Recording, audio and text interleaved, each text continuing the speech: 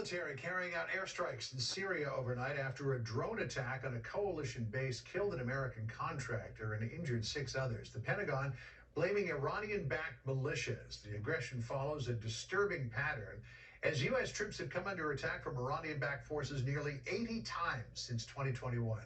Republican Kentucky Congressman Andy Barr joins us now. He serves in the House Foreign Affairs Committee. Congressman, good to have you with us. Apparently, just in the last little while, Iranian proxies in retaliation for the U.S. airstrike fired some 7 rockets back at that U.S. base. We haven't heard about any casualties at this point, but given everything that's going on, does the Biden administration need to be more forceful against not only these proxies, but against Iran itself? Yes, John, and it just goes to show that weakness invites aggression. And when you're engaged in an effort to provide sanctions relief to the mullahs in Tehran, this invites aggression. The sanctions relief that the Biden administration is proposing to deliver to Tehran would actually embolden these proxy terrorist groups, and it would help Iran finance the very terrorists who attacked our assets and our American soldiers just last night. All right, so Iran is now the junior partner in an axis of authoritarianism that also includes Russia and China. The president has been teasing that he's going to talk to President Xi about all of this at some point, but Karine Jean-Pierre at the briefing yesterday didn't seem to indicate any firm timeline. Listen to this exchange here.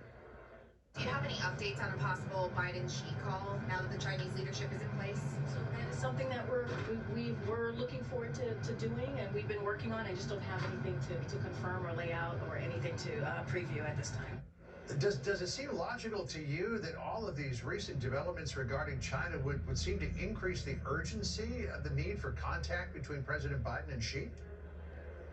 Well, it does, and this week's summit between President Putin and Chinese leader Xi in Moscow underscores and reinforces the no-limits relationship between those two authoritarian powers, adversaries of the West and the United States. In fact, General Secretary Xi referred to the meeting as a new chapter in the relationship between those two regimes, and it was portrayed in China as a effort to create a new world order. That is the last thing we need, is a new world order that binds China and Russia. And we know from trade and customs data that China is assisting Russia in its illegal and unprovoked aggression in Ukraine. Not only is the Chinese Communist Party financing Russia by buying more of their oil and natural gas from Russia, but also they're providing lethal assistance, something that the Biden administration is saying they're watching. We actually have the customs and trade data to prove it. So you had the Secretary of State before your committee, and you seemed to suggest to him that the Biden administration was not being tough enough on China, using as a point of inflection the recent balloon overflight. Let me just play that exchange here. The fact that we didn't shoot it down before it entered our airspace over the Pacific, not over the Atlantic, was an invitation for further incursions. Talk is cheap. Deterrence requires force. Talk is cheap. Deterrence requires force. Do you see anything from this administration that begins to even resemble deterrence? Well, unfortunately, no, because when Secretary Blinken finally did meet with his counterpart, the top diplomat from China, Mr. Wang, he didn't do anything. He didn't say, he just said, don't do this again.